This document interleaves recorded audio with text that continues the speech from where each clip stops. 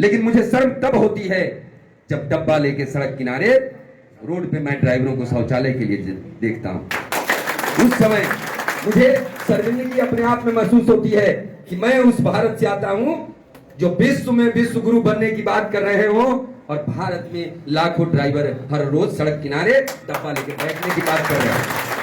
तो ये एक बीमारी है आप सभी को, उस बीमारी से मैं भी ग्रस्त हूं, उसी बीमारी से आप भी ग्रस्त हैं। और इस संगठन के माध्यम से आज जो हम लोग यहाँ जुड़े हैं, तो यहाँ कोई भाईचारा आप ऐसा समझ ले कि हम भाई नहीं है। एक भाई आज के समय में भाई का सबसे बड़ा दुश्मन बन गया है।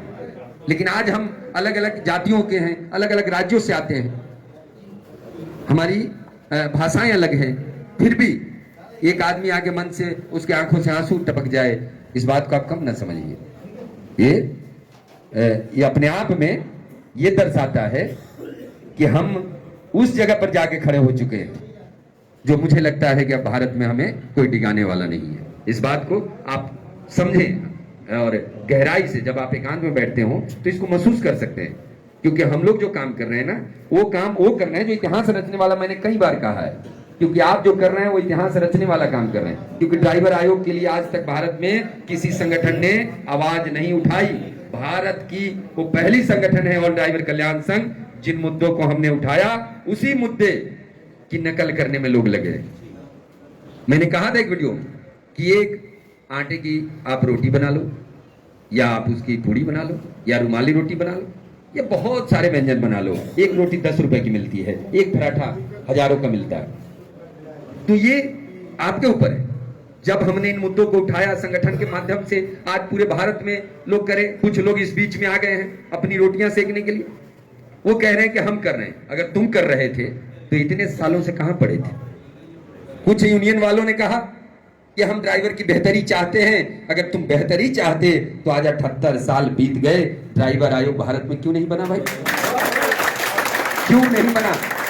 अगर तुम बेहतरी चाहते, मोदी जी भी विश्व गुरु बनने की तैयारी में लगे हैं, अच्छी बात है। मेरा भारत अगर विश्व में सबका शीर्ष बने, नेतृत्व करे तो हमें बड़ी खुशी होगी, क्योंकि मैं भी भारत से आता हूं। तो हमें उसको बदलना है।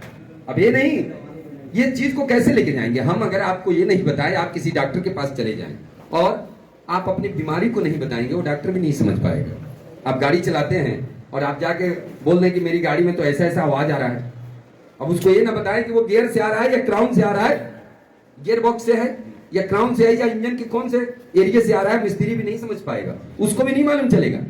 जब तक आप नहीं बताएंगे, आपकी समस्याओं का समाधान इस भारत के अंदर नहीं, इस विश्व में कोई देने वाला नहीं। क्यों?